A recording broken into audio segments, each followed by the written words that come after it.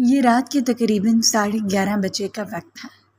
پوری حویلی سناٹے میں ڈوبی ہوئی تھی، لیکن ردا اور ندا کے ساتھ مل کر اس کا فن کسی صورت بھی ختم ہونے کا نام نہیں لے رہا تھا۔ لاؤنج میں ان کی شوخ آوازیں اور ہنسی کی گونج سننے والوں کو اپنی جانب متوجہ کر رہی تھیں، لیکن آغا جان اور باقی بڑوں کا خیال کرتے ہوئے وہ اپنی آواز کو قدرے آہستہ رکھے ہوئے تھے، ورنہ اگر دن کا وقت ہوتا تو ان کے کہہ کے پوری حویلی میں گونج کر حویلی کی رونق میں اضافہ کر رہے ہوتے۔ اس بار حمزہ کی باری تھی اور حمزہ کے بعد اس کا نمبر تھا۔ منہ بسور کر اس نے بے چارگی سے ندا کی جانب دیکھا۔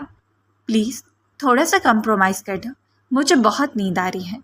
اپنی باری پر اس کا نیند اس کی بہت پرانی عادت تھی، لیکن ندا نے اسے ٹوکتے ہوئے آنکھیں دکھائیں۔ تم اس بار چیٹنگ نہیں کر سکتی، کبھی بھی نہیں، تمہیں ہارنا ہوگا مس مہرو۔ اپنے کندھوں کو چکاتے ہوئے شوخی سے کہتی جا رہی تھی اور مہرو کے چہرے کی تھکاوٹ چیلنج کرتی لہروں میں بدل گئی۔ اب ایسا ویسا بھی تم نے مہرو کو نہیں سمجھنا، بتاؤ کرنا کیا ہے؟ 2 درجن کے لیے کھانے ہیں یا لان میں 20 منٹ دوڑ لگانی ہے؟ جو بھی کہو گی فٹ سے کر دوں گی میں۔ آنکھ کا کونا دباتے ہوئے اس نے کہہ دیا تھا، جبکہ ندا اور ردا نے ایک دوسرے کی جانب دیکھا اور پھر 7 سالہ حمزہ کو آنکھیں مٹکاتے ہوئے اپنے ساتھ ملا لی۔ اس بار تمہارا ڈھیر سب سے مختلف ہے۔ اس بار تمہیں وہ کرنا ہے جو کرنے کے بعد تمہیں کوئین مان لیا جائے گا۔ چیریجنگ کوئین۔ مسکراتے ہوئے وہ دونوں سے دیکھ رہی تھیں اور اس نے اپنی بڑی بڑی آنکھوں کو مزید بڑا کر لیا۔ یعنی اس بار اگر میں جیت گئی تو میں واقعی کوئین؟ ہاتھ پر ہاتھ مارتے ہوئے اس نے آنکھیں مٹکا کر انہیں دیکھا تو ان دونوں نے زور و شور سے ہاں میں گردن ہلائی۔ لیکن پہلے اپنا ڈیئر تو سن لو۔ اور وہ دھیان لگا کر ان کی جانب متوجہ ہے۔ تو جلدی بتاؤ کرنا کیا ہے؟ اپنی کمر پر نازک سے ہاتھ ٹکائے وہ اب کھڑی ان کی جانب گردن جھکا کر دیکھ رہی تھی۔ تمہیں ابھی اور اسی وقت جانا ہے آریش لالا کے کمرے میں اور تقریباً 2 گھنٹوں تک ان کے بیڈ کے نیچے رہنا ہے، اور ہم 2 گھنٹے تمہارا یہیں ویٹ کریں گے۔ وہ سب ایک سائڈ پر ملے ہوئے تھے۔ اپنا ڈیئر سن کے اس کے چہرے کی رنگت لمحے بھر میں غارت ہونا لازمی بنتا تھا۔ اپنے لبوں کو تر کر کے اب 1-2 قدم پیچھے ہوئی، چہرے کے تاثرات تن سے گئے اور ندا اور ردا نے زور سے ہنستے ہوئے اپنی انگوٹھے کو الٹا کر کے اسے لوزر کا سائن دی۔ اس کے علاوہ بھی تو ہو سکتا ہے کچھ اور کہو تم دونوں۔ مشکل سے لڑکھڑاتے ہوئے لہجے پر قابو پا کر اس نے کہہ دیا، لیکن وہ دونوں 1 منٹ کے لیے بھی اپنی بات سے پیچھے ہٹنے والوں میں سے نہیں تھی۔ کوئین بننا آسان کام تو نہیں ہے، اگر تمہیں اپنا آپ منوانا ہے تو تھوڑی محنت تو کرنی پڑے گی۔ گردن ہلاتے ہوئے وہ دونوں جڑواں لڑکیاں ایک ہی سوچ پر عمل پیرا ہونے والی تھیں، جبکہ وہ بے چارگی سے حمزہ کو دیکھ رہے تھے۔ وہ چھوٹا سا لڑکا ان 2 لڑکیوں کے سامنے کیا کر سکتا تھا؟ وہ تو اس کی ضد پر بس اسے کھیل میں شامل ہو گئی، ورنہ اس کھیل میں اس کی اتنی حیثیت تھی جتنی کہ جیومیٹری باکس میں پڑے ہوئے 2 نوکیلے اوزاروں کی ہوتی ہیں۔ گیلی مٹی پر رکھ کر دائرہ بنانا، منہ بسور کر جانے کتنی دیر ان کا چہرہ دیکھتی رہی۔ اس کا دل زوروں سے دھڑک رہا تھا۔ وہ ایسا شیر تھا جس کے منہ میں ہاتھ ڈالنا ہر ایرے غیرے کا کام نہیں ہوتا۔ ہریش اسے پکڑ لیتا تو لازمی طور پر اس کی گردن دبا لیتا، اور رابعہ بھابھی اگر انہیں پتہ چل جاتا تو آنے سے بڑھ کر تو کچھ سوچ ہی نہیں سکتی تھی۔ ہریش لالا اور رابعہ بھابھی کے درمیان پہلے ہی حالات ناساز رہے تھے اور اب ان کی زندگی میں مداخلت کر کے انہیں مزید ڈسٹرب نہیں کر سکتے تھے۔ کمرے میں رابعہ بھابھی ہوں گی اور اس وقت ان دونوں کی کمرے میں جانا کتنا غیر مہذب ہے، یہ تو تم لوگ جانتے ہی ہوگے نا۔ حالانکہ اس نے ایک بےہودہ سا جواز پیش کیا، جبکہ دونوں لڑکیوں نے گھوٹ کر سے دیکھا تھا۔ بہانے بازی بند کرو، بھابھی گھر میں موجود ہی نہیں ہے۔ کوئی بھی جواز کام نہیں آیا، سارے بہانے دھرے کے دھرے رہ گئے، اور منہ بسور کا اس چیلنج کو قبول کرتی وہ سیڑھیوں کی جانب چل پڑے اور پھر کچھ دور جا کر پلٹ کر انہیں دیکھا تھا۔ تم دونوں یہیں رہو گی چاہے حمزہ رہے یا نہ رہے۔ اپنے خوف کو چھپاتے ہوئے وہ بار بار انہیں یہیں رہنے کا حکم دے رہی تھی، جبکہ ان دونوں نے ایک دوسرے کی انگلیوں میں انگلی ڈال کر اسے پنکی پرومس کا سائن دیا، یعنی کہ ان کی طرف سے وعدہ تھا کہ وہ 2 گھنٹے یہیں گزاریں گے چاہے جو بھی ہو جائے۔ اپنے کامتے ہوئے ٹانگوں میں سہارا دے کر منہ میں بڑبڑا کر آیت الکرسی پڑھتی وہ کمرے کی جانب جا تو رہی تھی، لیکن یوں لگ رہا تھا جیسے دل اچھل کر حلق میں دھڑک رہا ہو۔ اس کا کانپنا بنتا تھا۔ وہ شیر کی کچھار میں ہاتھ ڈالنے والی تھی۔ آریش خان ایک ایسا نام پوری حویلی میں خوف کی علامت مانا جاتا تھا، لیکن رابعہ کے سامنے وہ بھیگی بلی بن کر رہتا تھا۔ آج سے 3 ماہ پہلے وہ پوری حویلی سے بغاوت کر کے رابعہ کو بیاہ کر لے تو آیا تھا، لیکن رابعہ نے آئے روز اپنی ضد اور بے باک رویے سے اسے ناکوں چنے چباتی۔ اسے بہت برا لگ رہا تھا اس وقت عریش کے کمرے میں جانا۔ وہ بار بار دعا کری تھی کہ خدا کرے وہ بیدار نہ ہو، حالانکہ اس کی عادت تھی تقریباً 9 بجے کے قریب وہ گہری نیند سو جاتا اور صبح تقریباً 6 بجے کے قریب اٹھ جاتا۔ لیکن کچھ بھی ہو سکتا تھا۔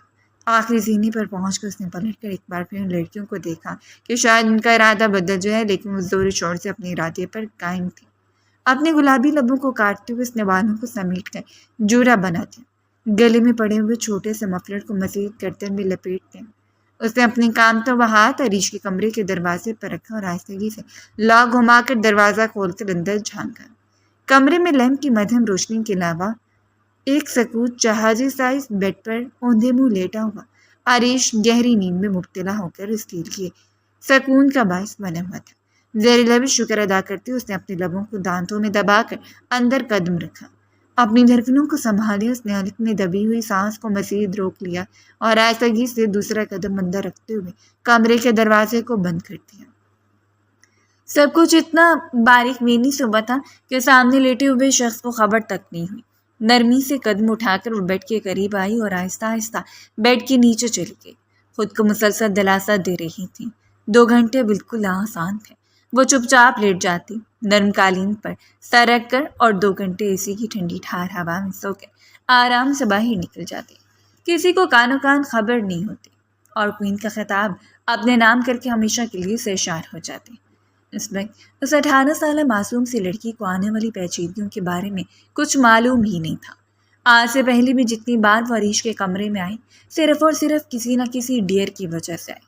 حویلی والے اور اس کے کزن جانتے تھے کہ وہ صرف اسی سے بہت زیادہ خوفزدہ رہتی، اسی لیے ہمیشہ اس منسلک کی ڈیر اس کے حوالے کیا جاتا، جسے اپنے نام کر کے وہ جیت کو اپنے نام کر لیتی۔ ابھی اسے بمشکل اس بیڈ کے نیچے لیٹے ہوئے 10 منٹ ہی گزرے ہوں گے کہ زور و شور سے عریش کا موبائل بجا اور اس کا دل اچھل کر حلق میں آ گیا۔ یہ اس کی بد نصیبی تھی۔ آج جو کچھ ہونے والا تھا وہ یقیناً اس کی جان لے لیتا۔ اگر اس شخص کو بھنک بھی لگ جاتی کہ رات کے اس پہر اس کے کمرے میں ہے تو یہ پر کچھ مار کے اس کا کام تمام کر دیتا۔ کچھ دیر تک موبائل کی گھنٹی بجتی رہی۔ اس نے آنکھوں کو بند کر کے شدت سے دعا کی تھی، کاش کچھ ایسا ہو جائے کہ موبائل خود بخود بند ہو جائے، وہ کال ریسیو نہ کرے۔ لیکن جو کچھ پہلے سوچا جا چکا تھا وہ بھلا کیسے ممکن تھا کہ نہ ہوتا۔ کچھ دیر کے بعد عریش نے کروٹ بدلی اور پھر اپنی سرخ آنکھوں کو کھول کر سائڈ ٹیبل پر جگمگاتے ہوئے موبائل کو دیکھا اور اس پر رابعہ کا نمبر دیکھ کر نیند میں بھی ایک مبہم سی مسکراہٹ اس کے حسین لبوں پر پھیل گئی۔ اس کے درمیان لڑائی ہوئی تھی، لیکن اسے معلوم نہیں تھا کہ رابعہ اسے خود سے کال کرے گی، جو کہ لڑائی کے بعد ہمیشہ رابعہ کی منت سماجت کرتا اپنی ناراضگی کا اظہار چھوڑے اسے منانے لگ جاتا۔ لیکن آج پہلی بار ایسا ہو رہا تھا کہ رابعہ اسے کال کر رہی تھی اور جلدی سے اچھل کر اپنے ماتھے پر بکھرے بالوں کو سمیٹ کر اس نے موبائل اٹھا کر کان سے لگا لیا۔ فرمائیے جانا۔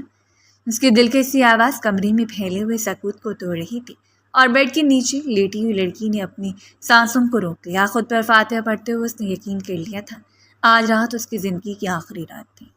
اگر وہ شخص اپنے ہاتھوں سے اسے زندہ چھوڑ دیتا تو یقیناً بابا جان ہی آغا جان سے اس کی شکایت کر کے اس کا جینا محال کر دیتا۔ ٹھیک ہے، میں نے تسلیم کر لیا محترمہ، میری غلطی تھی، میں تم سے محبت کرتا ہوں، اب تو میں یہ تو نہیں کہہ سکتا کہ قصوروار تم ہو۔ اس کے دلکش آواز دوبارہ کمرے میں گونجی اور آنکھوں کو پورے کھولے درمیان سے اس کی بات سن رہی تھی۔ شدت سے دعا کرتے ہوئے مسلسل سے انتظار میں تھی کہ کوئی معجزہ ہو جائے، وہ کال کاٹ کر ایک بار پھر گہری نیند میں سو جائے اور یہاں سے نکل جائے۔ اسے نہیں بننا کوئی، اس کے لیے لوزر کا سائن ہی بہتر ہے۔ بس اسے اس وقت زندہ سلامت یہاں سے نکلنا تھا۔ میں مان نہیں سکتا کہ اس وقت آپ میرے سامنے آئیں گی، اور اگر آئیں گے تو پھر میری شدت سے بچ نہیں پائیں گی۔ وہ ایک دم ہی رومانٹک ہوا اور بیڈ کے نیچے لیٹی ہوئی لڑکی بے اختیار زور سے کھانسی اس کے گلے میں نہ جانے سانسوں کا بندہ اٹکا تھا یا یہ موت کی آخری ہچکی تھی، اور وہ قابل اپنی بات کو بھلائے رانو پریشان ہو کر ادھر ادھر دیکھنے لگا۔ 1 منٹ، میں تم سے بات کرتا ہوں۔ موبائل کان سے ہٹا کر وہ جلدی بیڈ سے اترا اور اپنے چہرے کو ہاتھوں میں چھپا کے مہرو نے اپنی آنکھوں کو زور سے بند کر لیا، بالکل اسی کبوتر کی طرح جو اپنے سامنے آنے والی موت کو دیکھ کر اسے نظر چرانے کے لیے اپنی آنکھوں کو بند کر لیتا ہے۔ اس کے ہونٹ لرز رہے تھے بلکہ پورا وجود کانپ رہا تھا اور دل تو بند ہونے کے قریب تھا۔ کون ہے بیڈ کے نیچے؟ اس شخص کا اندازہ اتنا درست ثابت ہوا کہ اسے لمحے بھر میں معلوم ہو چکا تھا کہ کھانسی کی آواز بیڈ کے نیچے سے آئی۔ ممکن ہے کوئی بیڈ کے نیچے ہوگا۔ رابعہ کو اتنا نظر انداز ہونا کہاں منظور تھا۔ وہ تو کب کی کال کاٹ چکی تھی، لیکن اب اس شخص کی سوئی وہیں اٹکی ہوئی تھی۔ کچھ دیر وہ وہیں لیٹی رہی اور جب عریش کا مطالبہ بڑھنے لگا تو خود کو گھسیٹ کر وہ بیڈ سے باہر نکلی اور جھکے سر کو مزید جھکا کر اس کے سامنے تھر تھر کانپتی کھڑی رہی۔ جوڑے میں بندھے ہوئے بال جوڑے کی قید سے آزاد ہو کر پشت پر بکھرتے چلے گئے اور مفلر بھی گردن سے لٹکتا ہوا سینے پر پڑا تھا۔ پسینہ اس کی شفاف گردن سے بہتا جا رہا تھا اور عریش بے یقینی سے اسے دیکھ رہا تھا۔ تم اس وقت کیا کر رہی ہو میرے کمرے میں؟ اسے بے یقینی سے دیکھتے اسے مضبوط لہجے میں کہا اور جلدی سے آنکھوں کو بند کر کے نفی میں سر ہلا کر وہ التجا کرتی رہ گئے۔ میں صرف ندا لڑکھڑاتے ہوئے لہجے میں اپنی بات مکمل ہی نہیں کر پا رہی تھی اور مقابل کھینچ کے اسے دیوار کے ساتھ لگا دیا۔ میں پوچھ رہا ہوں تم اس وقت میرے کمرے میں کیا کر رہی ہو؟ اس کا لہجہ جارحانہ تو یوں لگ رہا تھا جیسے وہ آج اس کی جان لینے کا ارادہ رکھتا ہے، جبکہ آنکھوں میں ٹھہرتے آنسو کو بامشک اپنے حلق میں اتار کر وہ اپنے لبوں کو کانپنے سے روک کے کھڑی رہی۔ لالا میری بات سنیں، مجھے جانے دیں یہاں سے۔ اسے معلوم تھا کہ اگر وہ 5 منٹ میں اس کے سامنے مزید کھڑی رہی تو وہ یہیں کھڑے کھڑے ہی مر جائے گی، جبکہ عریش کی سرخ آنکھیں مزید سرخ ہوتی جا رہی تھیں۔ اس سے پہلے کہ اس کے چہرے کو دبوچ کر اسے اٹھا کر فرش پر دے مارتا کہ کمرے کا دروازہ کھولا، وہ ساکت ہوتی آنکھوں کے ساتھ پلٹا۔ اپنے لبوں کو دانتوں میں دبا کر سہمی لڑکی اس کی بے تحاشا قریب کھڑی تھی اور کمرے میں داخل ہوتی رابعہ وہیں کھڑی رہ گئی تھی۔ کیا کوئی سیاہ نصیبی، بدقسمتی، تذلیل کا آخری درجہ، شک پر یقین کی مہر؟ رابعہ وہیں کھڑی پھٹی پھٹی نظروں سے دیکھتی رہی تھی۔ اس کے ہاتھ میں کیک تھا، کیک پر جلتی ہوئی موم بتی۔ گاڑی حویلی کے قریب ہی تھی جب اس نے عریش کو کال کی۔ اس کا ارادہ تھا کہ عریش کو سرپرائز دے گی۔ فکس 12 بجے کمرے میں انٹر ہوتے سرپرائز کرے گی، لیکن یہاں وہ خود ہی سرپرائز کھڑی تھی۔ رابعہ عریش کے لبوں نے بے آواز حرکت کی، جبکہ رابعہ کے ہاتھوں سے کیک فرش پر گرا تھا۔ اس کے چہرے کے تاثرات سخت ہوتے چلے گئے، آنکھوں میں شک جیسے قالین بچھا کر بیٹھ گیا۔ ایسا نہیں تھا کہ پہلی بار اسے شکی نگاہوں سے دیکھ رہی تھی، اس کا کام تھا شک کرنا، شک اور بے تحاشا شک۔ لیکن آج جو کچھ اس نے اپنی آنکھوں سے دیکھا اس کے بعد اس کا نارمل رہنا بنتا ہی نہیں تھا۔ عریش لپک کر آگے بڑھا، اسے تھامنا چاہا کہ ایک زناٹے دار تھپڑ عریش کے چہرے پر جا پڑا۔ وہ 2 قدم بے اختیار دور ہوا۔ اسے ہرگز بھی امید نہیں تھی کہ رابعہ قدم اٹھائے گی، جبکہ رابعہ نے چیختے اس کا گریبان پکڑ لیا۔ وہ زور زور سے چیخ رہی تھی، جبکہ دیوار کے ساتھ لگی تھر تھر کانپتی ہوئی مہرو تو گویا پتھر کی دیوار بن گئی تھی۔ اس نے ایسا نہیں سوچا تھا، یوں لگ رہا تھا جیسے اس کے چہرے سے ہی نہیں، اس کے بدن سے ہی سارا خون نچوڑ لیا گیا ہو۔ رابعہ کا ایسا شدید رد عمل کسی نے بھی نہیں سوچا ہوگا۔ تم گھٹیا انسان، یہ کر رہے تھے تم میرے بعد کمرے میں؟ اسی لیے تو تم اور تمہاری گھٹیا رشتے دار یہی چاہتے ہیں کہ میں ہر وقت حویلی سے باہر نکلی رہوں۔ چیخ چیخ کر اس نے آسمان کو سر پر اٹھا لیا۔ عریش نے آگے بڑھ کر اسے سنبھالنا چاہا، لیکن اسے خود سے دور دھکیلتے ہوئے اس کی گردن دبوچنا چاہتی تھی۔ تم ہوتے کون ہو مجھے چیٹ کرنے والے؟ آخر تمہاری اتنی ہمت ہو کون تم؟ خبیث! بس چیختے جا رہی تھی۔ نہ ہی اس نے عریش کی بات سنی اور نہ ہی مہرو پر توجہ دی۔ عریش کو مکوں سے تھپڑوں سے مارتے ہوئے اس شخص کے صبر کا امتحان لے رہی تھی اور پھر وہ لپک کر مہرو کے بالوں کو دبوچ گئی۔ لیکن تب تک ستارہ بیگم سکندر صاحب کمرے میں آ چکے تھے، ان کے ساتھ ساتھ ضیاء صاحب۔ آغا جان دوا لے کر کمرے میں سو رہے تھے۔ انہیں اس ہنگامے کے بارے میں معلوم نہیں تھا، جبکہ وہ لڑکیوں کی پارٹی تو یوں غائب ہوئی کہ گویا کبھی وہاں موجود ہی نہ ہو۔ یہ سب کیا ہو رہا ہے؟ ستارہ بیگم نے آگے بڑھ کر مہرو کو اپنے ساتھ لگا لیا۔ ان کی بیٹی رابعہ سے مار کھاتی رہتی بھلا انہیں برداشت؟ ہرگز نہیں۔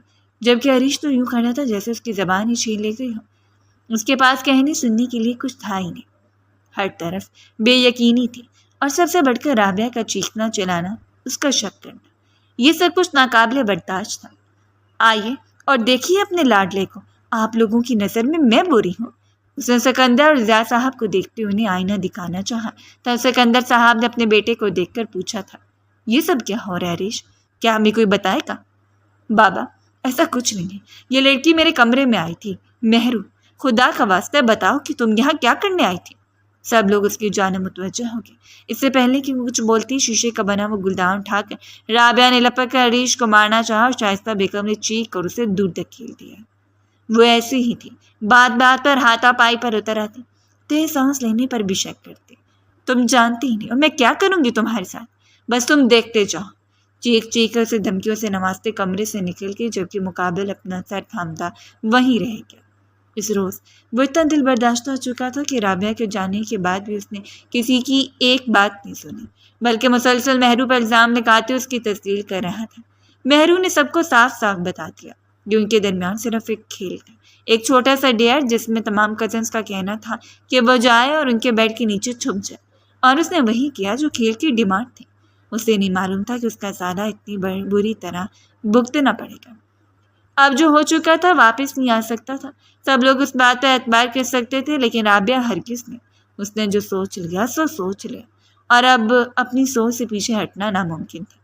اگلے دن یہ خبر آغا جان تک بھی پہنچ گئی، اور وہ بھی اتنا ہی غصے میں تھے جتنا کہ باقی سب سے پہلے تو مہرو اور باقی لڑکیوں کو اس بات کے لیے ڈانٹا گیا کہ ان کی وجہ سے عریش اور رابعہ کے درمیان لڑائی بنی، اور دوسری مرتبہ عریش کو کٹہرے میں لا کر کھڑا کر دیا۔ آپ سمجھاتے کیوں نہیں اس لڑکی کو؟ اب یہ 19 سال کی ہو چکی ہے کہ اب یہ اس نے اپنا بچپنا نہیں چھوڑنا۔ اس کا غصہ بار بار آ کر مہرو پر ٹھہر رہا تھا، جبکہ وہ سہم کر کونے میں عریش کے غصیلے چہرے کو دیکھ رہی تھی۔ سوال یہ نہیں عریش کہ مہرو کی وجہ سے تم دونوں کے درمیان لڑائی ہوئی، بلکہ سوال یہ ہے کہ کیا تمہاری پسندیدہ عورت جسے تم نے اتنی بغاوت کے بعد حاصل کیا، اسے معلوم نہیں کہ تم اس کے لیے کتنے وفادار ہو؟ اور آغا جان کے سوال کا اس کے پاس کوئی جواب نہیں تھا۔ اس بات کے بارے میں اسے پہلے روز ہی معلوم ہو گیا تھا کہ رابعہ انتہا کی ضدی اور مغرور ہے۔ وہ حسین تھی، اس میں کوئی شک نہیں تھا، لیکن اس حسن کو اس نے سر پر چڑھائے رکھا تھا۔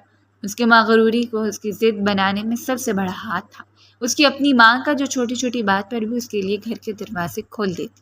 اور جن بیٹیوں کی پشت پر ماؤں کے ہاتھ ہوتے ہیں، وہ بیٹی کبھی بھی اپنی شوہر کی چھوٹی سی بات کو بھی برداشت نہیں کر سکتی، اور اس کے ساتھ بھی کچھ ایسا ہی ہو رہا تھا۔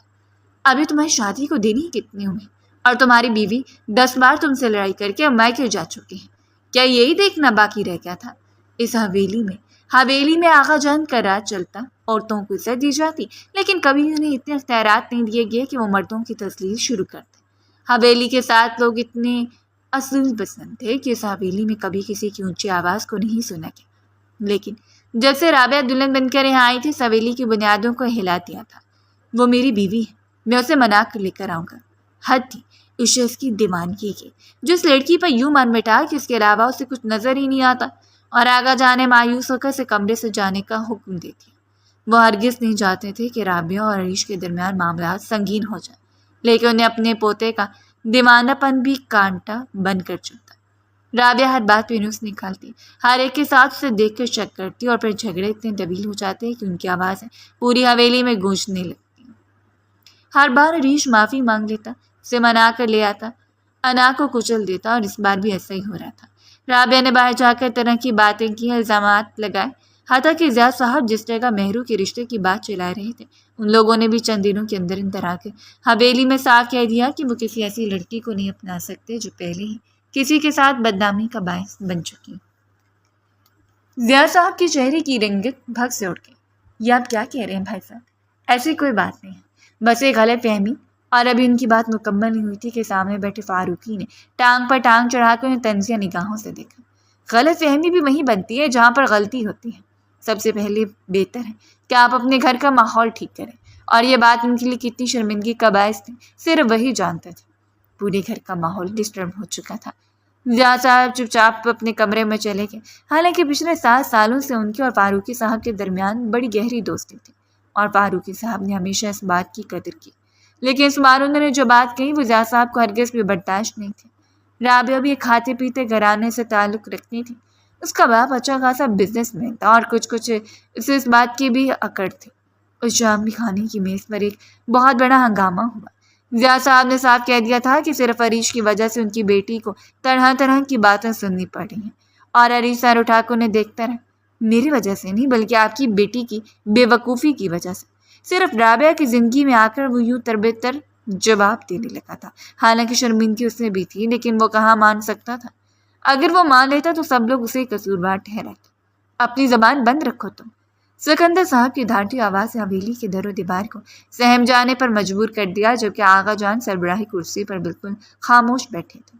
رابعہ میری بیوی ہے، میرے اور اس کے درمیان جو بھی تعلقات ہیں وہ میں خود ٹھیک کر لوں گا۔ ہر بار ہم دونوں کا تذکرہ آپ لوگ کیوں لے کر بیٹھ جاتے ہیں؟ پچھلے ایک ہفتے سے تو متواتر کوششیں کر رہا تھا کہ رابعہ مان جائے، لیکن رابعہ تھی کہ ماننے کا نام ہی نہیں لے رہی تھی۔ اس نے صاف لفظوں میں کہا تھا کہ وہ اس کے گھر کی دہلیز تک بھی نہ آئے، ورنہ وہ گارڈز کے ذریعے سے گھر سے باہر پھینکواتی تھی، اور اس لڑکی سے کچھ بھی وعید نہیں تھا کہ وہ ایسے کر گزرتی۔ اس نے 2 بار رابعہ کی ماں سے بھی بات کرنے کی کوشش کی، لیکن انہوں نے بھی صاف کہہ دیا کہ میں تمہاری وجہ سے میری بیٹی ہرٹ ہوئی ہے، اب وہ اگر چاہے گی تو معاف کرے گی، ورنہ نہیں۔ کوئی راستہ نہیں تھا۔ ایک طرف گھر والوں کا دباؤ تھا، ایک طرف ٹوٹی پھوٹی مہرو اور ضیاء صاحب، اور دوسری طرف اپنی محبت تھی۔ اسے سنا تھا کہ مرد محبت میں پاگل ہو جاتے ہیں، لیکن اب وہ خود پاگل ہو چکا تھا۔ وہ لڑکی جسے ہارے کی بغاوت کے باوجود بیوی بنا کر گھر لے آیا، وہ اب سینہ تان کے اس کے سامنے کھڑی ہو گئی۔ تم سب لوگ خاموشی سے بیٹھ جاؤ۔ عریش، اگر تم ہماری بات نہیں مانو گے تو آج کے بعد یاد رکھنا حویلی والوں سے تمہارا بھی کوئی تعلق نہیں ہوگا۔ آغا جان نے پچھلے کتنے دنوں سے خاموشی اس معاملے کو سلجھانے کی کوشش کر رہے تھے، اس روز پھٹ پڑے۔ لیکن آقا جان، آخر اس میں میرا کیا قصور ہے؟ وہ بھی بسی کے آخری حد پر کھڑا تھا۔ اگر اس کے بس میں ہوتا تو اس حویلی سے چلا جاتا، لیکن اس حویلی کے لالچ اور شان و شوکت کی وجہ سے رابعہ پھر بھی واپس آ جاتی، لیکن اگر وہ حویلی سے چلا جاتا تو اسے معلوم تھا رابعہ کبھی بھی لوٹ کر اس کے پاس نہیں آئے گی۔ سارا قصور تمہارا ہی ہے برخدا ہے۔ تم نے پہلے ہمارے اصولوں کو توڑا، اپنے اصول گو کیے، اور اب تم وہ کر رہے ہو جو بالکل ہمارے لیے ناقابل برداشت ہے۔ عریش نے اپنے لبوں پر زبان پھیرتے سر جھکا دی۔ اس روز آغا جان کا فیصلہ نہ صرف اس کے لیے بلکہ اپنے کمرے میں چپ چاپ لیٹی ہوئی لڑکی کے لیے بھی وبال جان تھا۔ تمہیں ہر صورت مہرو سے نکاح کرنا ہوگا، ورنہ تم اس حویلی سے آگ کر دیے جاؤ گے۔ یہی ہمارا فیصلہ ہے۔ دونوں ہاتھ میز پر مارتے ہوئے وہ اٹھ کر کمرے سے چلے گئے اور سب لوگوں کو ساکت کر گئے۔ عریش نہ جانے کتنی دیر بول ہی نہیں پایا اور پھر پلٹ کر اپنے باغ کو دیکھا تھا۔ بابا، سنا آپ نے؟ آغا جان پاگل ہو گئے ہیں کیا؟ آخر آپ سب لوگ چاہتے کیا ہیں؟ وہ چیخ پڑا تھا، لیکن سکندر صاحب بھی چپ چاپ اٹھ کر اپنے کمرے میں چلے گئے، اور باری باری سب کا چلے جانا بہت تکلیف دہ تھا۔ وہ خود کو بہت اکیلا محسوس کر رہا تھا۔ اس کے ایک حشر برپا ہو چکا تھا۔ کمرے میں جانے کے بعد اس نے کمرے پڑی ہر چیز کو زمین بوس کر کے۔ انسان اگر اپنی جانب سے 100% بھی دے رہا ہوتا ہے، تب بھی قسمت میں کہیں نہ کہیں ایسا کھوٹ ضرور ہوتا ہے جسے ایک بار پھر ادھورا کر دیتا ہے۔ آغا جان کے فیصلہ سے ہرگز بھی منظور نہیں تھا۔ اس رات اس نے آخری بار رابعہ سے بات کی۔ رابی، پلیز گھر واپس آ جاؤ۔ اگر تم کہو گی تو میں یہ حویلی چھوڑ دوں گا، میں سب کو چھوڑ دوں گا، لیکن تم واپس آ جاؤ۔ وہ شاندار سا مرد جو نہ جانے کتنی لڑکیوں کی دھڑکنوں کو بڑھا دیتا ہے التجا کر رہا تھا۔ اس کی آنکھوں میں چمکتے ہوئے آنسو اس بات کی گواہ تھے کہ مردوں کے دکھ بڑے بے زبان ہوتے ہیں، لیکن لوگ غلط بیانی کرتے ہیں کہ مرد کبھی روتا نہیں ہے، مرد روتا ہے، اس کا دل روتا ہے، اس کی آنکھوں میں چمکتے ہوئے آنسو روتے ہیں۔ تم اور تو کسی کام کاج کی ہو نہیں عریش، اب حویلی چھوڑ کر صرف اپنا نقصان کرو گی، یعنی پھر میں کسی 60-70 ہزار کی ملازم کے ساتھ زندگی گزاروں گی؟ نیور۔ رابعہ کی وہ ملائم آواز جسے بے تحاشا محبت کرتا تھا، اس میں نفرت کے علاوہ کچھ نہیں تھا۔ میں تمہیں خوش رکھوں گا، چاہے میں جس حال میں بھی رہوں، اس نے ملتجئ لہجے میں کہا۔ آج تک تم تو یہ کر نہیں پائے، جب کرو گے؟ اور رابعہ نے آخری بار ہٹ درمی دکھا کر کال ڈسکنیکٹ کر دی۔ اگلے 2 دنوں تک اس سے کوئی رابطہ نہیں ہو رہا۔ وہ تھک چکا تھا اس کی منتیں کر کر کے، جبکہ دوسری جانب آغا جان کا دباؤ بڑھتا جا رہا تھا کہ ہر صورت مہرو سے نکاح کرے۔ یہ ان کی خواہش تھی اور ضد بھی۔ ضیاء صاحب نے سویلی کے لیے کیا کچھ نہیں کیا۔ ان دونوں بھائیوں کے درمیان بے تحاشا محبت تھی، لیکن ناباقی محبت گڑبڑی کا شکار ہوتی جا رہی تھی جو وہ ہرگز نہیں چاہتے تھے۔ سو عریش کو یہ ہر صورت میں کرنا پڑے گا، جبکہ مہرو کا رو رو کے برا حال تھا۔ ماما، خدا کا واسطہ ہے، کیوں میری زندگی برباد کری ہے ایک شخص سے باندھ کر جو پہلے کسی اور کا ہے؟ آپ جانتی ہیں کہ وہ رابعہ بھابھی کے لیے کس قدر پاگل ہے۔ یہ تمہارے بابا جان کا فیصلہ ہے۔ عریش کبھی بھی رابعہ کے ساتھ خوش نہیں رہ سکتا۔ تم اس کے دل میں جگہ بنا لو گی۔ اور وہ بے بسی سے اپنی ماں کو دیکھتی ہے۔ آخر یہ بڑوں کا کون سا اتفاق تھا جو اسے سولی چڑھانے پر ڈٹے ہوئے تھے؟ میں قسم کھا کر کہتی ہوں، اگر میں شوہر کے ہاتھوں سے بچ گئی تو شوہر کی بیوی مجھے کچا چبا جائے گی۔ اسے روتے ہوئے گھٹنوں پر سر رکھ لیا اور شائستہ بیگم نے اسے اپنے ساتھ لگا لیا۔ ندرت بیگم اور شائستہ بیگم نے سر توڑ کوشش کی تھی اور بلاخر اسے خاموشی اختیار کرنا پڑی۔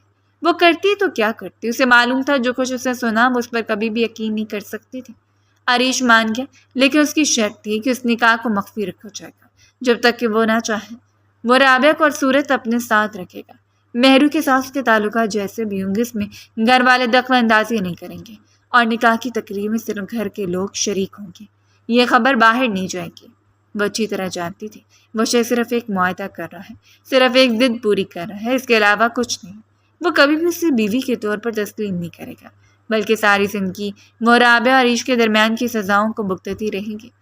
رخصتی ابھی ملتوی تھی، وہ صرف عریش کی منقوہ بن کر اس گھر میں رہنے والی تھی۔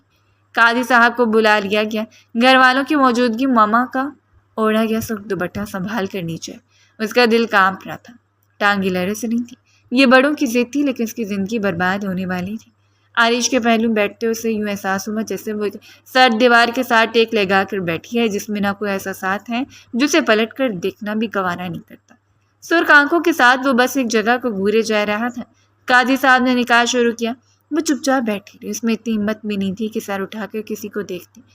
اس نے روندے ہوئے لہجے میں اپنی آنکھوں بھرے ہوئے آنسوؤں کو حلق میں اتار کر اس نے قبول ہے کہہ دیا، جبکہ عریش نے بھی قبول کر لیا۔ دونوں نے باری باری نکاح نامے پر دستخط کیے۔ دعائے خیر کے بعد اپنے مبارکباد کا شور اٹھا تھا۔ سب کے چہرے مسکرائے جا رہے تھے، لیکن اگر کوئی نہیں مسکرا پایا تو صرف وہ دو لوگ تھے جن کی زندگی کا فیصلہ اتنا پیچیدہ ہو چکا تھا۔ آؤ تمہیں اپنے کمرے میں چھوڑ دیتی ہوں۔ ندرت بیگم آگے بڑھی لیکن اس سے پہلے عریش نے اس کا بازو پکڑ لیا۔ آپ کیا چھوڑیں گے؟ اب یہ میری بیوی ہے تو اسے میں ہی چھوڑ کر آؤں گا۔ آپ لوگ بیٹھے انجوائے کریں، آخر آپ لوگوں کی اتنی بڑی خواہش پوری ہو گئی ہے۔ اس شخص کی گرز اس کے بازو پر سخت ہوتی جا رہی تھی اور اس کا کھٹکتا ہوا لہجہ دل کے خوف کو بڑھائے جا رہا تھا۔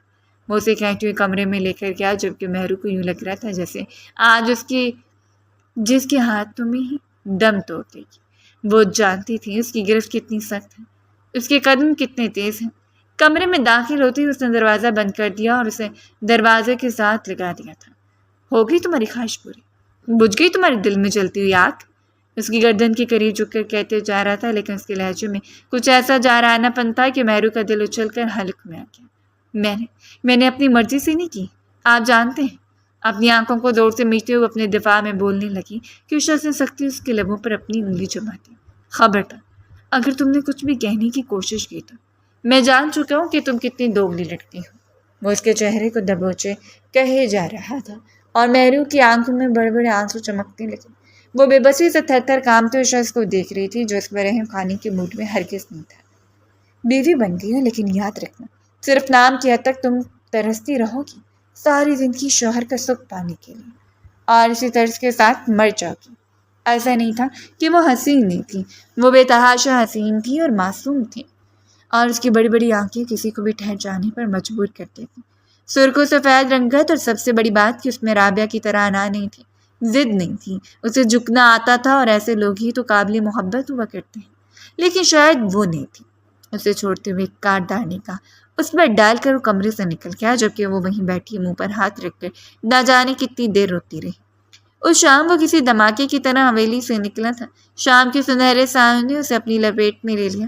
اس کا دل چاہ رہا تھا کہ کہیں جا کر مر جائے۔ ایک جانب رابعہ تو ضد لگا کر بیٹھی تھی جو اس کی محبت پر یقین تک نہیں کر سکتی تھی، اور دوسری طرف وہ لڑکی جو اب اس کے ساتھ باندھ دی گئی۔ اس روز نہ جانے کتنا مجبور ہو کر رابعہ کے دروازے پر جا کر کھڑا ہوا۔ گارڈ سے اسے اندر تک جانے کی اجازت نہیں تھی، حالانکہ اس گھر کا داماد تھا۔ لیکن ہوتا ہے کبھی کبھی جب ہم محبت میں پاگل ہو جاتے ہیں تو پھر لوگ جن کے لیے ہم پاگل ہوتے ہیں وہ لوگوں کے ساتھ مل کر ہمیں پتھر مارتا ہے اور ہمارا حق بنتا ہے تاکہ ہمیں معلوم ہو کہ اس دنیا میں اپنی عزت نفس سے بڑھ کر کچھ بھی نہیں۔ اس نے گارڈ کو گریبان سے پکڑ کر دور اچھال دیا تھا۔ خبردار، اگلی بار عریش رافندی کے قریب آنے سے پہلے بھی 1000 مرتبہ سوچنا۔ وہ اب اتنا بھی کیا گزرا نہیں تھا کہ لوگوں سے دھکے کھاتا پھرتا۔ اس نے بڑی محبت سے رابعہ کے سامنے جا کر اس کے ہاتھوں کو پکڑنا چاہا جبکہ انہیں چپ چاپ کھڑی رہی۔ رحیمہ بیگم نے اپنی ساڑی کا پلو درست کرتے ہوئے اپنی بیٹی کو عجیب نظروں سے دیکھا اور پھر اٹھ کر کمرے میں چلی گئی۔ کیوں آئے ہو تم یہاں عریش؟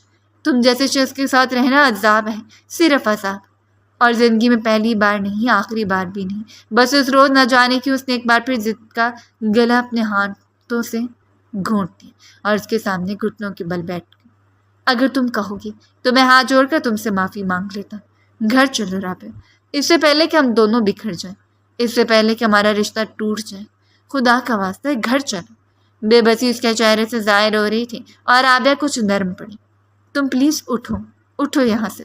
اپنے سامنے بیٹھے شاندار سے مرد کو التجا کرتے دیکھ کر وہ اسے سہارا دے کر کھڑا کیے ہوئے تھی۔ میں تمہاری اس دقیانوسی فیملی میں نہیں رہ سکتی۔ اگر تم میرے بننا چاہتے ہو تو تم سے تمام تعلقات ختم کر دو، اپنا حصہ لو اور الگ ہو جاؤ۔ صفاقیت کی ہر حد پار کرتے ہوئے اس روز وہ کہہ گئی اور اس نے رابعہ کے دونوں ہاتھوں کو تھام لیا تھا۔ تو میرے ساتھ چلنے کے لیے تیار ہو جاؤ، میں تمہارے لیے ساری دنیا چھوڑ دوں گا۔ وہ اسے محبت کرتا تھا۔ مرد یا محبت میں ہار جاتا ہے تب پلٹ کر نہیں دیکھتا، وہ اپنی ہار کو تسلیم کر لیتا ہے، صرف اور صرف اس عورت کی وجہ سے جسے اس نے سب کچھ سمجھ رکھا تھا۔ رابعہ شاید اس کے ساتھ چلی بھی جاتی، لیکن رحیمہ بیگم نے اسے روک دیا۔ جب تک اس کے آقا جان اور اس کا باپ نہیں آئے گا تب تک میں اپنی بیٹی کو نہیں بھیجوں گی۔ ان لوگوں کو بھی تو پتہ چلے کہ ہم کوئی گئے گزرے لوگ نہیں ہیں۔ ماما پلیز۔ رابعہ بے بس ہوئی۔ اگر تمہیں جانا ہے تو جاؤ، لیکن میں اس معاملے میں رضامند نہیں ہوں۔ اور رابعہ نے وہی کیا تھا جو وہ آج تک کرتی چلی آئی۔ اس روز بھی اس نے صرف اپنی ماں کی بات مانی تھی۔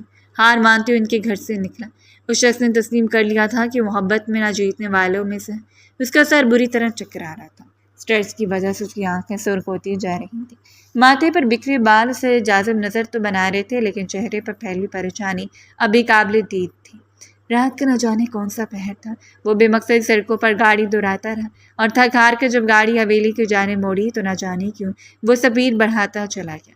وہ صرف ایک لمحہ تھا، اسے معلوم نہیں کس طرح بس اس کی گاڑی ایک زوردار حادثے کا شکار ہوئی اور اس نے شدت سے دعا مانگی تھی، خدا کرے وہ مر جائے۔ اگر اس کے مر جانے سے مسائل حل ہوتے تو اس کا مر جانا ہی بہتر ہے۔ آنکھیں بند کرنے سے پہلے اس کے ذہن میں رابعہ کا خیال آیا تھا۔ وہ اسے محبت کرتا تھا، اسے وفادار تھا، اور شاید یہ وفاداری کی سزا تھی جو اسے ہر صورت بھگتنا تھی۔ حویلی میں گہرا سناٹا چھا گیا تھا۔ جب اس کے ایکسیڈنٹ کی خبر حویلی تک پہنچی، آغا جان کے تو ہاتھ پاؤں پھول گئے۔ سکندر اور ضیاء صاحب فوراً نکل گئے۔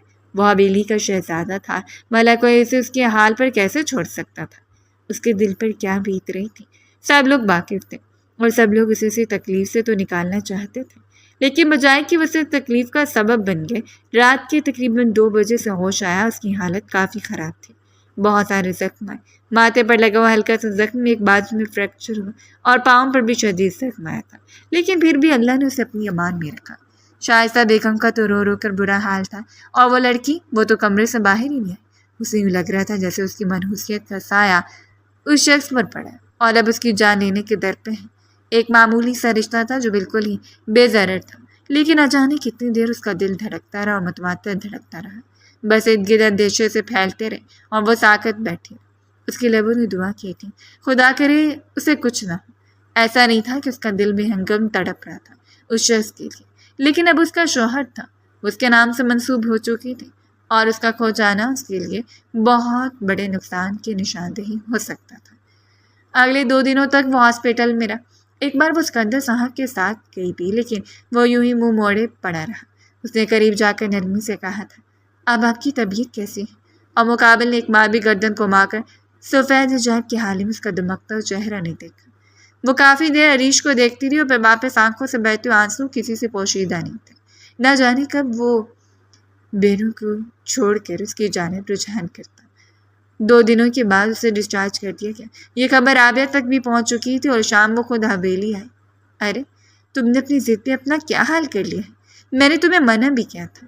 وہ بہت پریشان نظر آ رہی تھی، اور عریش کے لیے اس کی پریشانی ہی سب کچھ تھی۔ میں نے تمہیں کہا تھا نا، تم سے بچھڑوں گا تو مر جاؤں گا۔ ہم تکلیف کے باوجود وہ اس کے دل کا چہرے کو دیکھنے سے باز نہیں آیا، اور رابعہ بھڑک اٹھی۔ بس تم ایک بار ٹھیک ہو جاؤ، ہم سب کو چھوڑ دیں گے، پلیز۔ اس کے سینے پر سر رکھے کچھ رحم دل نظر آ رہی تھی، شاید لوگوں کی باتوں سے ڈر کر۔ جیسے بھی عریش کے پاس رک تو گئی، لیکن اپنی ضد کو چھوڑ کر، لیکن اب اس کی ذمہ داری اٹھانے کے لیے بالکل بھی تیار نہیں تھی۔ وہ اگر اسے سہارا دینے کے لیے کہتا تو وہ منہ موڑے کھڑی ہو جاتی۔ آپ بہت بھاری ہیں، اتنی ہیوی باڈی ہے، میں تھوڑی نا قریب آ سکتی۔ ابھی تک اسے معلوم نہیں تھا کہ اس حویلی میں ایک رشتہ ایسا بھی بن چکا ہے جسے اگر وہ سنتی تو شاید اس کا دماغ پھٹ جاتا ہے۔ ایک ملازمہ کو اس نے عریش کے کھانے پینے کی ذمہ داری سونپ دی، لیکن ملازمہ کو بس پوش ڈالے کچن میں معصوم سی لڑکی سارے معاملات کو سنبھالے ہوئے تھی۔ اس کے دواؤں کا خیال، اس کے کھانے پینے کا خیال، حتیٰ کہ اس کی ہر ایک ذمہ داری کو اس نے قبول کر لیا، اور اس کی بے پرواہ بیوی کو یہ تک بھی منظور نہیں تھا۔ اس روز بھی ملازمہ تھوڑی مصروف تھی۔ عریش نے اسے چائے لانے کے لیے کہا اور رابعہ نے موبائل ایسے سر اٹھا کر اسے دیکھا۔ عریش، تم واقعی پاگل ہو چکے، تم جانتے ہو مجھے چائے بنانا نہیں آتی۔ اور وہ نہ جانے کتنی دیر اسے دیکھتا رہا۔ وہ کم سے کم کوشش تو کر سکتی تھی، یا نیچے جا کر کسی کو کہہ دیتی۔ وہ خاموشی سے لیٹا رہا، کچھ دیر کے بعد چائے کا کپ لے کر اندر داخل ہوئی۔ نہ جانے سے کیسے معلوم ہوا کہ اسے اس وقت چائے کی طلب ہو رہی۔ لو، آ گئی تمہاری چائے، اب انجوائے کرو۔ اس لڑکی پر ایک نظر ڈالے تنزیہ مسکراتی ہوئی بولی، اور عریش نے سر اٹھا کر گلابی سی گڑیا کو دیکھا تھا جو جھکتے ہوئے سائے ٹیبل پر چائے رکھتی دلکش نظر آ رہی تھی۔ اس کے لمبے گیلے بال پشت پر بکھرے ہوئے تھے، شفون کا نازک سا دوپٹہ کندھوں پر پھیلا ہوا تھا۔ تھوڑا سا سہارا دو مجھے۔ عریش نے اسے نظر انداز کرتے رابعہ کی جانب ہاتھ بڑھایا، لیکن وہ ویڈیو کال پر مسکراتی ہوئی بات کرتی رہی۔ کتنی دیر وہ ہاتھ بڑھائے اسے دیکھتا رہا، جب تک ایک نازک سی مخملی ہاتھ نے اس کا ہاتھ تھاما اور اس نے کرنٹ کھا کے اس کا چہرہ دیکھا تھا۔ لمبی دراز پلکوں کو اپنی آنکھوں پر گرائے وہ جھکتے ہوئے اسے سہارا دے رہی تھی، بے تحاشا قریب، اور عریش نے پہلی مرتبہ اس کے دل کی خوشبو کو اپنے نتنوں میں اترتا ہوا محسوس کیا۔ آرام سے اسے سہارا دیکھ کر بٹھاتے اس نے چائے اٹھا کر اس کی جانب بڑھائی، جبکہ عریش دیر تک اسے دیکھتا رہا۔ بغیر کچھ کہے اسے چائے تھما کر کمرے سے نکل گئی، ایک جانی مانی سے خوشبو چھوڑ کر جس میں دیر تک عریش کو اپنی لپیٹ میں رکھا۔ ہاں، لیکن اب اس کی نظریں رابعہ پر جمی ہوئی تھیں، جسے ارد گرد ہونے والے حادثے کی پرواہ تک نہیں تھی۔ وہ اسے اتنی اجازت دے چکا تھا کہ کھانے کی چیزیں اپنے ہاتھوں سے اس کے لیے بنا کر لے، نہ کہ ملازمہ کا سہارا لے، اور رابعہ کو بس اپنی ذمہ داریوں سے بھاگنا تھا۔ اس کی وجہ سے کوئی بھی عریش کی تیمارداری کرتا رہتا، اسے سہارا دے کر بٹھانا، اس کی ضروریات کا خیال رکھنا، اس کی تکلیفوں پر مرجھا جانا، اور آہستہ آہستہ دونوں ایک دوسرے کی خاموش نگاہوں سے بھی واقف ہونے لگے۔ اس روز بھی کمرے میں داخل ہوئی تھی جب آئینے کے سامنے نیلی ساڑی میں تیار ہوتے رابعہ نے پلٹ کر اسے دیکھا۔ آج کل کچھ تمہاری زیادہ چکر نہیں لگ رہے میرے شوہر کے پاس؟ وہ چند قدموں کے فاصلے پر کھڑی رہ گئی۔ عریش ان دونوں کو دیکھنا تھا۔ منہ اٹھائے کھڑی کیوں ہو؟ یہاں پر رکھو کھانا اور نکلو یہاں سے۔ جب ملازمین کاموں کے لیے موجود ہیں تو تمہیں لازمی طور پر اپنے نمبر بڑھانے ہیں۔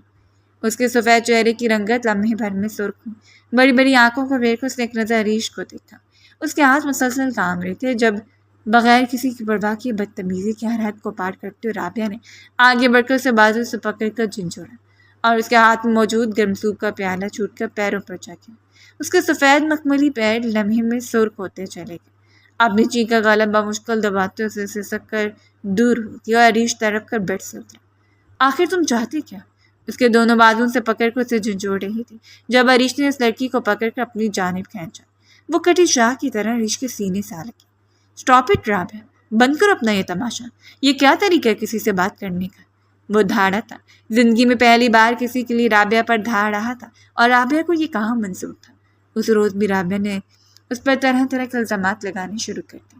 بدتمیزی کی ہر حد کو پار کرتے ہوئے اسے اسی حال میں چھوڑ کر ایک بار پھر گھر سے نکل گئی، لیکن اس روز اس نے اسے جانے دی، نہ ہی پلٹ کو اسے بتایا کہ کسی رشتے سے اس کے قریب آتی ہے، اور نہ ہی بتانا ضروری سمجھا۔ جس دن وہ گرا تھا اسے چوٹیں آئیں، اس دن اسے معلوم ہو چکا تھا کہ اس لڑکی کے لیے اپنی جان بھی گنواتے کا تو بھی بیکار ثابت ہوگی، اور جو لڑکی شوہر کی بیماری کے دوران بھی اس کی جانب متوجہ نہیں ہو سکتی، وہ کبھی بھی اس کی ذمہ داریوں کو قبول نہیں کر سکتی۔ اس کی محبت کی طرح رابعہ اگر اس کی محبتوں کو اور اس رشتے کو گمایا تھا تو صرف اور صرف اپنی ضد اور اکڑ میں، اس کے علاوہ اور کچھ بھی نہیں۔ رابعہ کے چلے جانے کے بعد روتے فرش پر بیٹھ گئے اور مقابل بھی اس کے سامنے بیٹھا تھا۔ اس نے ہاتھ بڑھا کر اس کے مختلف پہلوؤں کو پکڑا جب تک کہ باقی گھر والے نہیں ہیں۔ وہ اسے خود سہارا دے کر صوفے پر بٹھا چکا تھا۔ اگر اسے تکلیف میں نہیں دیکھ سکتی تھی تو بھلا وہ کس طرح دیکھ سکتا تھا؟ وہ شرمندہ تھا، لیکن اس میں اس کا کوئی قصور نہیں تھا۔ ایسا پہلی بار ہوا تھا جب رابعہ چلے جانے کا اسے کوئی افسوس نہیں تھا۔ پھر وہ کب تک اس کے پیچھے ذلیل ہوتا پھرتا، وہ اس کی منت سماجت کرتا رہتا۔ یہ نکاح خفیہ تھا، لیکن رابعہ کبھی بھی اس لڑکی کو تسلیم نہیں کرتی، ہرگز بھی نہیں۔ یہ رشتہ آج بھی ٹوٹنا تھا اور کل بھی، سو بہتر یہ تھا کہ عزت سے اس نے خود ہی آغا جان سے کہہ دیا، رخصتی کی تیاریاں کی۔ وہ مہرو کو رخصت کروانا چاہتا تھا اور آغا جان اس بدلتے شخص کو سن کے بے یقین رہ گیا۔ انہیں کوئی بھی پرواہ نہیں تھی اگر وہ واپس آتے، نہ ہی وہ چاہتے تھے کہ وہ اس کو طلاق دے، تاکہ انہوں نے ایک بار پھر کوشش کی، لیکن رابعہ کو معلوم ہو چکا تھا اس بارے میں، اور اب تو واپسی کا کوئی سوال ہی پیدا نہیں ہوتا۔ اسے معلوم ہو چکا تھا کہ وہ اس محبت کو کھو چکی ہے جو محبت اس کے لیے سب کچھ ہے، جو شخص اسے ہاتھوں کا چھالا بنائے رکھتا، جو اسے اپنے سینے میں کسی پھول کی طرح لگائے پھرتا، اب وہ شخص اسے دستبردار ہو چکا تھا۔ اس کا دل چاہا وہ ایک بار اپنی زیر توڑتا، لیکن رحیمہ بیگم نے اسے کرنے کی اجازت نہیں دی، اور پھر ماں کے ہاتھوں مجبور ہو کر اس نے خلا کے پیپر حویلی بھجوائے، جیسے وہ جانتا تھا کہ یہ ہوگا۔ اسی لیے ایک افسردہ سی مسکراہٹ کے ساتھ پیپرز کو دیکھتا رہا۔ 3 دنوں کے بعد رخصتی تھی، گھر میں ہنگامے عروج پر تھے اور نمدیدہ نگاہوں سے اس پر جو کہ وہ دیر تک اپنی محبت کا محاسبہ کرتا۔ ایسا ہوتا ہے کبھی کبھی ہم ہار جاتے اس شخص کے سامنے جسے ہم نے ساری دنیا سے جانا ہوتا ہے۔ ہمیں تسلیم کرنا پڑتا ہے کہ ہماری محبت میں اتنا دم نہیں تھا کہ ہم اس کے ذریعے اپنی محبوب کو رسائی حاصل کر لیتے، ہم اسے پانے کے بعد بھی ادھورے رہ جاتے ہیں۔ شاید رحیمہ بیگم کی جانب سے ایک دھمکی تھی، لیکن اب اس کا کوئی اور حل نہیں تھا۔ دستخط کرتے اس نے اس روز رابعہ کو سنچاہے رشتے سے آزاد کر دیا۔